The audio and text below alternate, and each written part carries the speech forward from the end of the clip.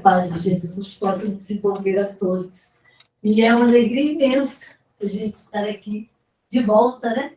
Depois de longos 3 anos, estamos aqui novamente. E isso nos traz assim, muita alegria e muita gratidão, porque a gente já está me sentindo falta, né? E, mesmo assim, precisamos que os espíritos retornem às suas casas. Está lento esse retorno, mas está acontecendo. Isso é que é importante. E importância maior ainda é podermos estar aqui, porque a gente sabe da importância de um trabalho como esse, de estarmos dentro das casas, de estarmos colaborando com a espiritualidade. E chegou esse momento, graças a Deus, desse retorno. E precisamos aproveitar, né? Já descansamos demais. Então, nós escolhemos para a gente conversar hoje o livro Pão Nosso, o capítulo 19. Exatamente as falsas alegações, quer dizer, falsas justificativas. Então, nós vamos ver que no capítulo 8, versículo 28 de Lucas, diz assim: que tenho eu contigo, Jesus, Filho de Deus Altíssimo, peço-te que não me atormentes. Interessante, né? O caso do espírito perturbado, que sentiu a aproximação de Jesus, recebendo-lhe a presença com furiosas indagações, apresenta muitos aspectos dignos de estudo. E aí, então, nós vamos buscar, né? Que essa questão, que passagem foi essa de Lucas, quando ele nos fala, né, desse espírito que indaga a Jesus dessa forma, de uma forma tão direta e tão grosseira, né? E nós fomos, então, lá buscar esse episódio, que quando Jesus chega de barco, né, chegando na praia de Gadara, e ao descer do barco, ele aproxima-se dele, um homem completamente transtornado, e ele andava nu, muito violento, já tinha sido preso várias vezes, mas ninguém conseguia conter essa criatura pela força que os espíritos agiam sobre ele. Então, ele aproximando-se de Jesus, é que ele faz essa indagação. Que tenho eu contigo, Jesus, Filho de Deus Altíssimo? Peço que não me atormentes. E aí, nós vamos ver que Jesus se aproximando também deste homem, fica a observá-lo e percebe a grande dor, o grande sofrimento daquela criatura, porque estava sendo alvo de uma influência muito grande. E Jesus, então, olhando docemente para ele, Jesus diz ao espírito que o atormentava: sai do corpo desse homem, espírito imundo. É interessante, às vezes a gente acha que é um modo grosseiro, né? Mas era aquele modo como se falava antigamente. Nós precisamos voltar à época, né? Para a gente não se escandalizar. E Jesus, então, continua olhando para aquele homem e insiste. O espírito se sentiu incomodado. E Jesus, então, volta a dizer a ele: sai do corpo deste homem. Como é o teu nome? E ele, então, responde: meu nome é Legião, porque somos muitos. Não me expulse dessas terras. Então, esse foi o diálogo de Jesus naquele momento. O que aconteceu? Havia ali, perto, uns pastores, vamos dizer assim, não é bem adequado o nome de pastores, que estavam lidando com porcos. Mas, vamos dizer assim, estavam ali pastoreando aqueles porcos, e diz na citação que era por volta de 2.000 cabeças de porcos que estavam ali. E quando Jesus, então, fala com essa autoridade, os espíritos que ali se encontravam partem em direção àquela, ou também usando uma palavra que não é adequada, manada, mas a palavra certa seria vara, não é? E eles, então, os porcos, então, assustados, correm em direção ao despenhadeiro e se jogam. Quem estava por ali e que assistiu esta cena vai até a aldeia e conta essa passagem. E como era de se esperar, né? Todos nós somos muito curiosos. Vem o pessoal até a praia para perceber, para olhar, para se atualizar do que havia acontecido ali. E para a surpresa deles, encontram aquele homem que há tantos anos perambulava por ali, completamente descontrolado, porque ele era agressivo. Morava nos cemitérios, nas catacumbas, e vivia nu, andando pela cidade, por todos os lugares. E, de repente, chega ali e encontra aquele homem completamente lúcido, vestido, sentado serenamente aos pés de Jesus. E aí, o que acontece? Assustados. É interessante isso, viu, gente? Vamos prestar bem atenção.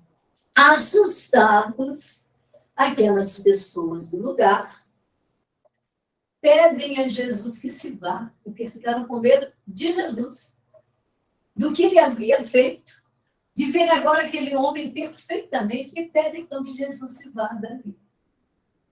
Jesus, então, vai se retornando ao barco, quando aquele homem, então, pede a ele: mestre, deixa que eu vá com o Senhor. E Jesus, então, lhe responde que não, que ele voltasse para a família, que ele dissesse para todos com quem ele se encontrasse, que ele contasse como Deus é bom e o que Deus havia permitido a ele. Aquela, vamos dizer assim, aquela cura que Deus permitiu. E assim conta que ele tornou a família e deu aquela notícia para todos com quem ele encontrava e que todos se maravilhavam com isso. Quer dizer, o que foi que Jesus pediu aquele homem? Para que ele desse o seu testemunho. Muito bem, meus irmãos. E aí, no capítulo 19, que vai se desenrolando, e nós vamos lendo devagarzinho para a gente comentar, nós vamos ver, né, que esse capítulo de falsas alegações, ele vem para ilustrar essa passagem de Jesus, com o endemoniado de Gadara, veio ilustrar esse capítulo 19 das falsas alegações. Né? Por quê? Porque, na verdade, ele está nos mostrando, né, com muita clareza, a nossa falta de compromisso com a verdade. A nossa falta de compromisso com a verdade. Ao nosso apego ainda às ilusões. E aí a gente pergunta: o que é uma ilusão? Alguns falam assim: engano. Ilusão é a gente se enganar. Pois é. A ilusão, meus irmãos, é nada mais, nada menos do que a verdade. É a gente viver falar uma palavra um pouquinho de mentiras, né? Então a gente já vai perceber o que nós estamos querendo dizer, né? Ou o que Emmanuel quis dizer com essas falsas alegações, né? E uma palavra que a gente não gosta muito, nenhum sentimento que a gente não gosta muito dele, é exatamente o contrário à ilusão, que é a desilusão. Quando a gente fala em desilusão, quem é que quer aqui ser desiludido? Por quê? Porque a gente encara essa palavra de uma maneira um pouco equivocada.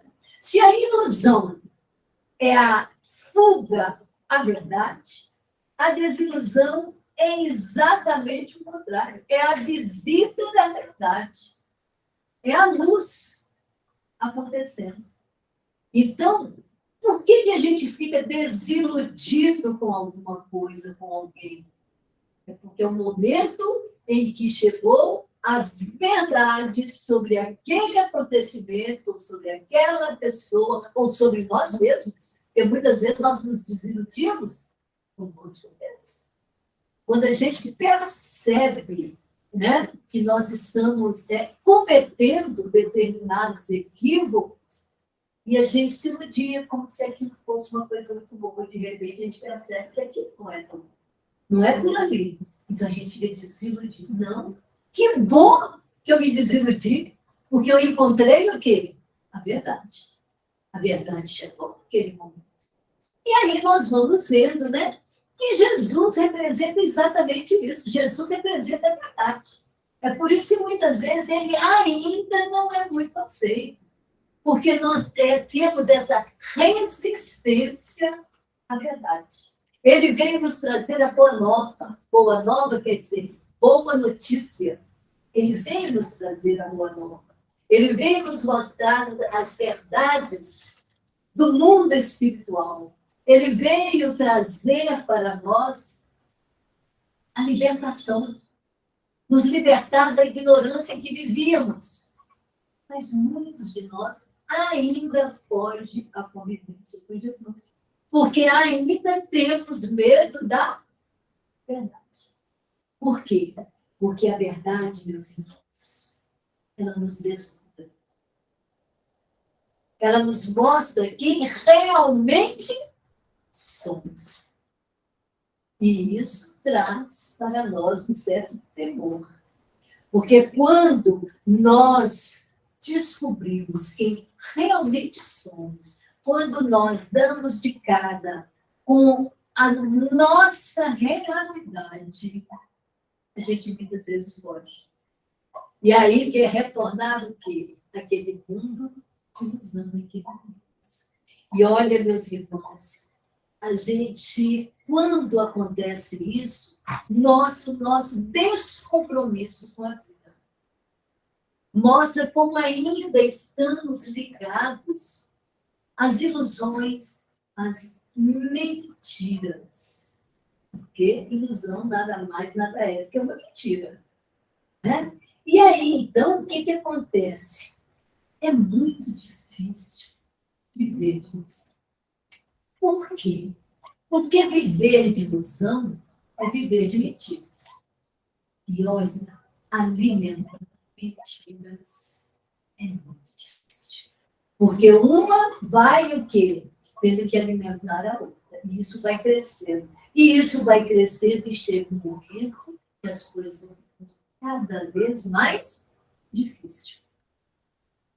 Então, nós vamos ver que é por isso, né, que Jesus veio e nos falou com muita clareza: conhecereis a verdade, e a verdade vos libertará. Vai nos libertar exatamente disso.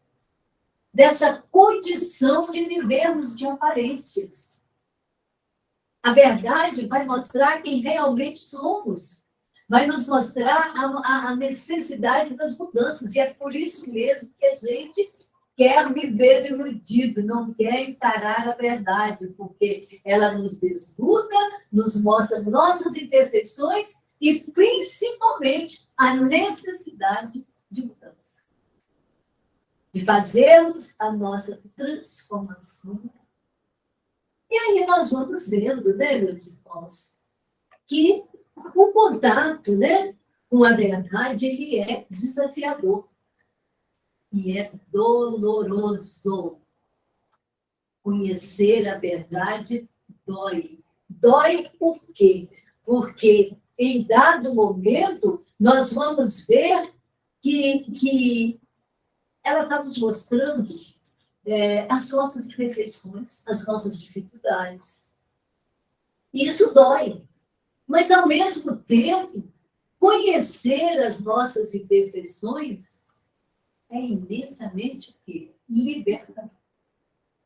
Porque a gente começa a se libertar de determinadas condições que vimos trazendo no decorrer aí da nossa caminhada, e que chega um momento, né, que é preciso que a gente pare, medite, pense e fale, não, chegou a hora, precisamos mudar. E aí, nós vamos ver que no parágrafo seguinte, Emmanuel nos fala assim: a circunstância de suplicar ao Divino Mestre que ele não o atormentasse requer muita atenção por parte do discípulo sincero. E aí a gente vai falar, o discípulo sincero. Quem são esses discípulos sinceros de que o Emmanuel nos fala, né? E ele diz assim: discípulo sincero são aqueles que estão se preparando para o encontro com a verdade. A verdade que o Evangelho nos revela. Porque conhecer a si mesmo, conhecer suas imperfeições e identificá-las é sinal de próxima libertação. Conhecer suas dificuldades, conhecer suas imperfeições, identificá-las, estamos caminhando para nos libertar. E aí é interessante que ele diz assim, que o choque, encarar a luz, lidar com aquele choque inicial, é necessário. Mas é necessário também que a gente reaja, porque vai haver um choque. Quando a gente percebe, é como se a gente percebesse um momento em que a gente comete um ato assim, muito desagradável, e você se assusta com aquilo. Você vai, meu Deus, como é que eu fui capaz de fazer isso? Muito bem, você se assusta, mas você tem que reagir. E seguir em frente. Não, eu fiz. Eu fui capaz. Ainda sou assim. Ainda cometo esses tipos de equívocos. Mas, seguir. Não podemos nos estacionar nos erros cometidos. Nem ficar se lamentando pelos erros. Não.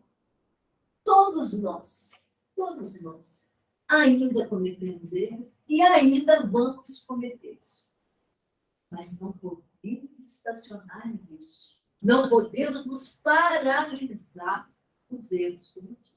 Nós precisamos caminhar, precisamos seguir em frente, precisamos recomeçar. A cada erro, vamos recomeçar.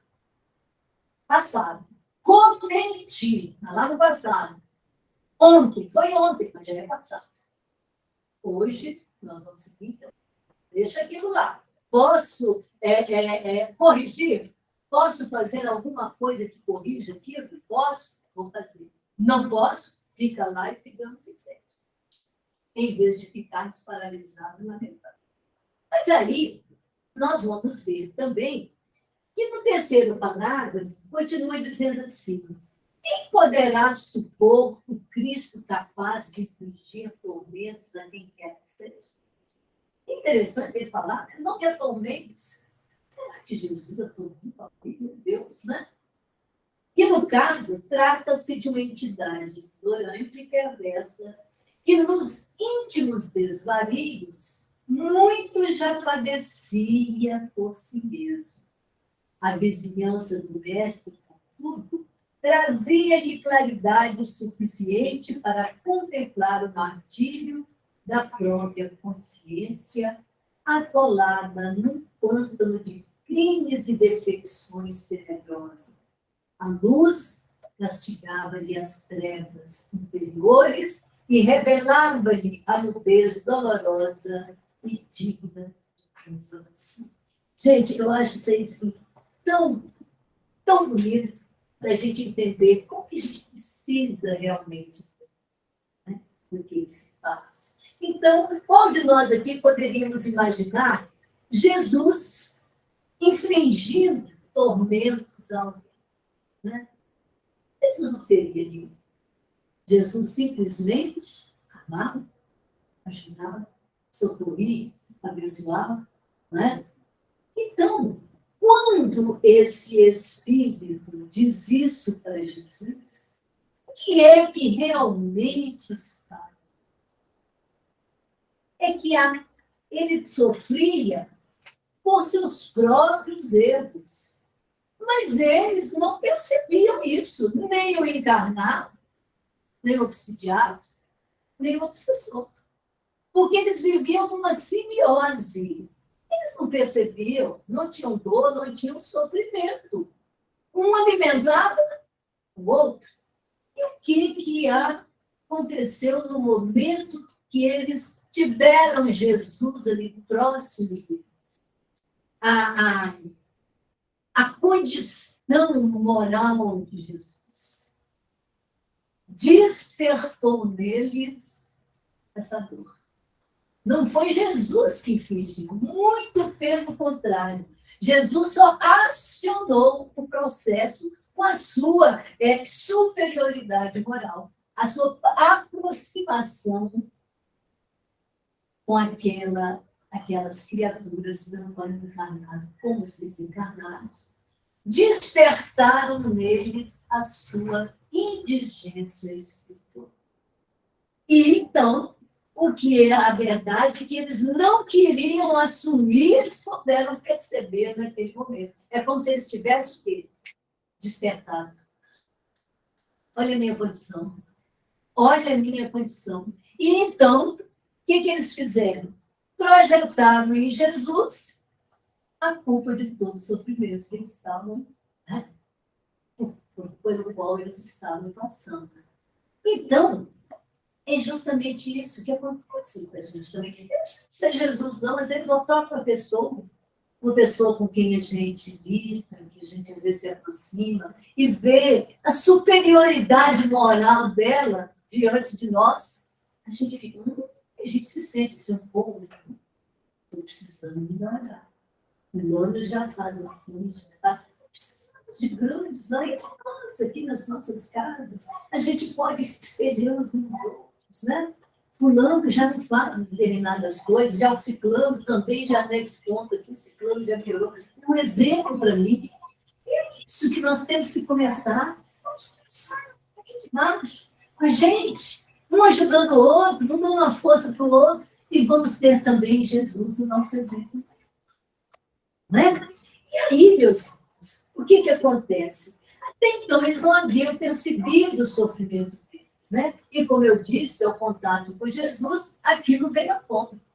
Despertou neles a condição de indigentes espirituais e espirituais. Como puderam perceber naquele momento o quanto mal a estagnação, porque eles estavam estagnados há muito tempo, naquela mesma situação. Então, eles puderam perceber naquele momento o quanto mal a estagnação e a ignorância era motivo de sofrimento para eles. E mais ainda, eles puderam, naquele despertamento, perceber que não só o sofrimento era devido aos erros, eu não gosto de falar muito de erros, não, aos equívocos do passado que tinham tido até aquele momento, mas eles também já conseguiam ter aquela consciência, despertar uma consciência do que estava por vir. Do que estava por vir. E alguns se desesperam quando chegam a essa condição. Gente, até aqui eu fiz isso. Eu tenho que acertar tudo isso. Mas o que vem para que eu possa realmente estar quites com as leis de Deus? E a gente, então, é preciso pensar nisso, nós precisamos parar e pensar nisso, para a gente não se desesperar. Porque eles se desesperam, muitos se desesperam. Por quê? Porque não tem aquele conhecimento de que o Pai não nos abandonou, de que o Pai está ali sempre presente, por mais queiramos, por mais que estejamos comprometidos, nós não estamos sozinhos. O Pai é um Pai de justiça, de amor e de bondade. Então, eles não conseguem enxergar isso. Eles enxergam apenas os erros que cometeram. E não têm nem fé e nem esperança de que lá na frente as coisas poderão mudar. Ou mudarão, dependendo apenas de cada um de nós. Tentar reverter através da nossa transformação moral aquela condição. Vamos ter que assumir a responsabilidade pelo que fizemos? Temos, a gente não pode se enganar. Temos que assumir. Vamos ter que acertar com as leis divinas? Vamos. Mas também temos que ter consciência de que tudo passa. Isso é sabe. E uma aurora maravilhosa está por nascer. Não é? Depois que acertarmos tudo isso. E mais, temos que pensar o seguinte: o Pai do Céu nos dá condições. A escolha também pode ser nossa. Porque não existe um determinismo. Vai ter que ser assim. E muitas vezes nós podemos acertar os nossos compromissos através do amor. Viemos sim com determinados compromissos desenhados, mas a nossa vivência aqui pode mudar sim. Pode mudar sim o modo como vamos resgatar os nossos compromissos passados. Porque senão seria um determinismo, então eu venho e tenho que sofrer. Não, em alguns casos, talvez. Mas em muitos outros, nós temos as escolhas a fazer. Posso reverter isso. Posso trabalhar bem intensamente, me dedicar, tentar ao máximo para que essa dor se reverta. De uma forma benéfica, gostosa, onde eu possa transformar a dor em amor. Toda aquela dor pode ser amenizada com o amor que eu tiver para a dor. Então, nós precisamos ter isso em mente. Nós precisamos tirar o véu da medo. Nós falamos assim, a gente tem que pagar pelo amor ou pela dor. Sim, mas a escolha é nossa. A escolha é nossa. Então, não tem. Vai ser de acordo com o que a gente escolher. Então, livre-arbítrio, a não ser que seja uma coisa muito, um compromisso, estarmos comprometidos demais, que não tenhamos condições de fazer essa escolha. Aí já é outro caso, outro departamento a ser estudado. Né? Então, nós vamos vendo, né, que no quarto parágrafo aqui, ele diz assim, o quadro é muito significativo, que quantos fogem das verdades religiosas da vida, que eu acho muito interessante, caracterizando-lhe o conteúdo à conta de amargo elixir de angústia e de sofrimento. Esses espíritos indiferentes e gozadores costumam afirmar que os serviços da fé alagam o caminho de lágrimas e nevoando o coração. O que isso está querendo dizer? Garanto que muita gente aqui já ouviu isso. E fala assim, o espírita gosta de sofrer. A espiritismo é uma religião que faz todo mundo sofrer, é só sofrimento. Todo mundo fala, eu pelo menos já ouvi falar disso, falarem assim. E é interessante, porque aqueles que chegam à doutrina, né, que vão chegando, eles são observados. São observados. Como eu fui, porque eu venho do catolicismo. Um período maravilhoso na minha vida. Eu fui educada no colégio. Um período muito feliz na minha vida. Não tenho o que reclamar. Mas chega momentos que nós não temos as respostas que a gente, né, precisa, quer. Então a gente vai procurando e cheguei até a doutrina espírita. E muitas vezes a pessoa fala assim, mamãe, na doutrina espírita a pessoa sofre muito. Mas sofre por quê? Aí eu falo, por que a doutrina espírita nos faz sofrer? E aí, ele diz aqui, ó, olha só o que ele diz aqui. Afirma que os serviços da fé alagam o caminho de lágrimas e demora o coração. Por que a doutrina espírita nos faz um caminho de lágrimas? Não é bem isso.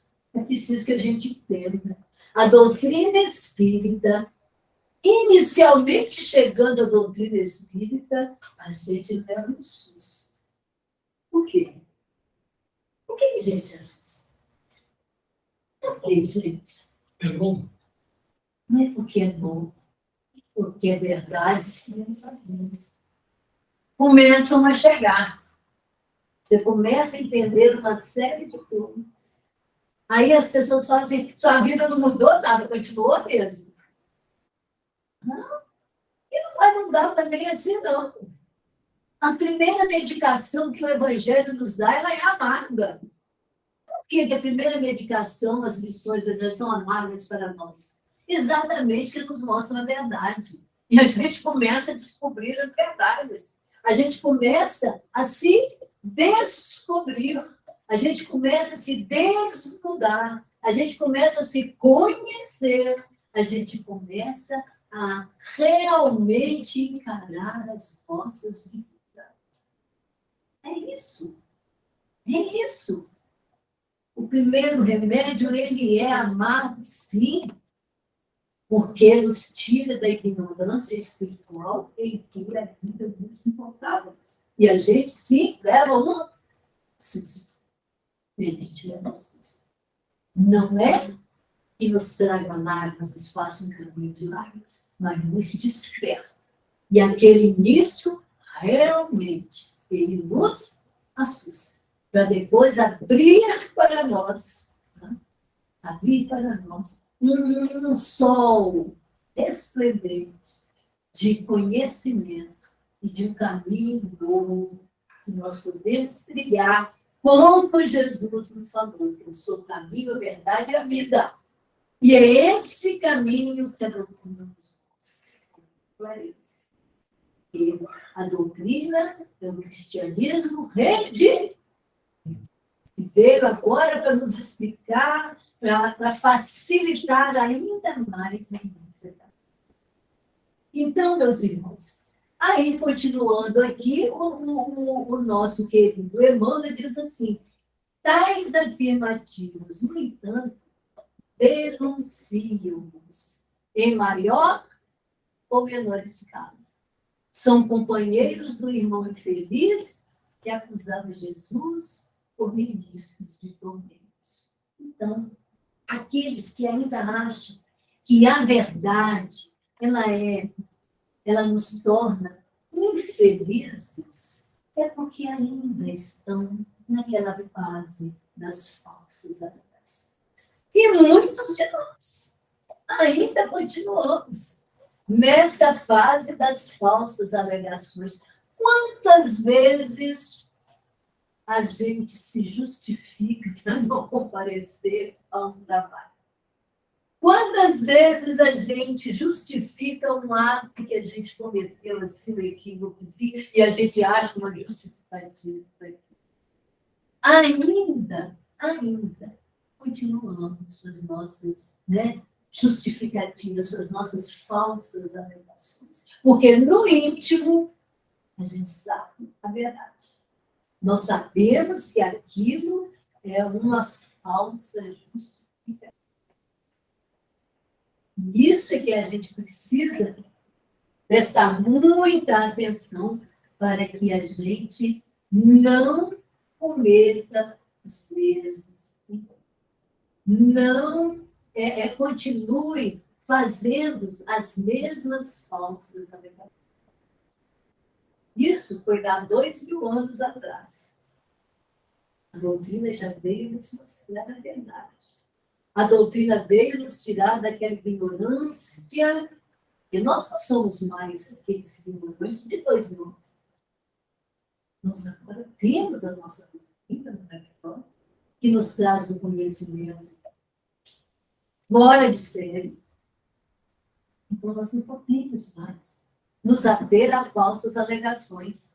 Nós precisamos hoje ser, pelo menos, sinceros conosco mesmo. Não fiz porque eu não tive vontade. Não fiz porque eu não quis. Não estava afim. Ou então, fiz isso sim. Infelizmente, eu fiz. Deu uma tropeçada. Mas vou tentar não fazer mais. É isso. É a gente ser honestos conosco mesmo. É a gente tirar as nossas máscaras. Precisamos tirar as nossas máscaras. Porque a gente coloca a máscara e vive, às vezes, uma encarnação de uma vida que não é real. Quantos nós vivemos uma vida de mentiras? Quantas vezes vivemos uma vida de aparências? E, gente, é muito difícil viver de aparência. Eu volto a insistir nisso. Por quê? Porque uma mentira vai depender da outra. E vai chegar um momento que nós não vamos mais dar conta. Aí vem o quê? O desespero. A pessoa entra em desespero. E aí vem outras coisas mais que muitas vezes acaba tendo suicídio. Infelizmente. Infelizmente. Então é necessário que tiremos as nossas máscaras e sejamos mais honestos conosco mesmo. Principalmente nós que temos um conhecimento maior da vida espiritual. Ou pelo menos deveríamos ter. Ou pelo menos deveríamos ter. Então, meus irmãos, é isso que eu trouxe para a gente conversar hoje, e eu espero que a gente possa tirar algum proveito disso. A gente pensar, repensar nas nossas atitudes, no nosso modo de viver, no nosso modo de tratar o outro, no respeito que temos que ter uns para com os outros. Hoje eu ainda recebi uma mensagem tão bonita e que dizia, mais ou menos assim, que hoje eu quero, como se dizia lá na mensagem, eu quero enxergar o outro com todos os seus defeitos, mas não julgá-lo, respeitá-lo nas suas condições. Bonito, e aí foi correndo sobre esse tema. Então, eu achei muito bonito, e é isso que nós estamos precisando. Isso, respeitarmos uns aos outros, cada um na sua condição. Né? Cada um de nós estamos numa condição espiritual. Cada um de nós temos o nosso amadurecimento espiritual. Então, é preciso que a gente se respeite. É preciso que a gente se ajude. Dentro das nossas casas espíritas, é preciso que a gente come realmente peixe para trabalharmos juntos e para levarmos lá para fora o nosso exemplo. De, pelo menos, estamos tentando seguir os ensinamentos de Cristo. Então, meus irmãos, o Humberto de Campos diz assim: conforme a visão que temos do Evangelho ou do Cristo, nós denunciamos nossa posição. Não, olha só. Isso é muito sério e muito importante. Conforme a visão que temos do Evangelho ou do Cristo, nós denunciamos a nossa posição espiritual. Nós vamos ver que o nosso irmão traz para nós aquele fato acontecido lá atrás, para os dias de hoje. Para os dias de hoje, para nos mostrar o que, meus irmãos? Que esses que estão fugindo dos compromissos, olha só, com a verdade, também estão mantendo falsas alegações e perdendo oportunidades do contato com a luz e buscando fugir dela, indo em busca de esconderijos, onde poderão permanecer cultivando suas vidas. Olha, muito triste a gente ainda nos dias hoje procurar esconderijos. Esconderijos são o quê? Máscaras para cultivar as nossas ilusões. Não dá mais. Não temos mais tempo por isso. Temos que tirar as nossas máscaras e encarar as nossas realidades. Encarar os nossos defeitos e tentar vencê-los. A hora é essa. Não podemos mais, meus irmãos, que nós podemos fugir dessas falsas alegações. E todas as vezes que a gente procurar, ver que a gente vai dar uma desculpinha, a gente, opa, deixa eu encarar a minha realidade. Não fiz porque eu não quis. Fiz, sim, errei. É isso. É encarar. E seguir em frente. Para a gente ir vencendo essas nossas ilusões e aceitarmos com alegria as desilusões. Lembremos bem disso. A desilusão é a visita da verdade. Porque quando a gente se desilude e fica triste, é porque a verdade chegou e nos mostrou algo que a gente não conseguiu. Algo que a gente não conseguiu. Então, que Jesus nos abençoe e que a gente possa, cada dia, fazer brilhar a nossa luz. Precisamos. E temos condições para isso. Jesus está aí nos dando todo o apoio, a doutrina maravilhosa, que nos dá toda essa base para que a gente possa, cada dia mais, vencer as nossas dificuldades. E caminharmos, sempre para frente. A gente não pode estagnar. Não podemos parar no meio do caminho. Estamos aí, na luta. E vamos seguir em frente. Porque quem tem Jesus como aquele timoneiro, né? Quem tem Jesus nos levando em frente, seguindo conosco esse caminho que ele veio nos mostrar, nós podemos ter. E eu agradeço muito a atenção de vocês. Foi um prazer enorme, uma felicidade, uma alegria muito grande estar com vocês aqui hoje. Bom?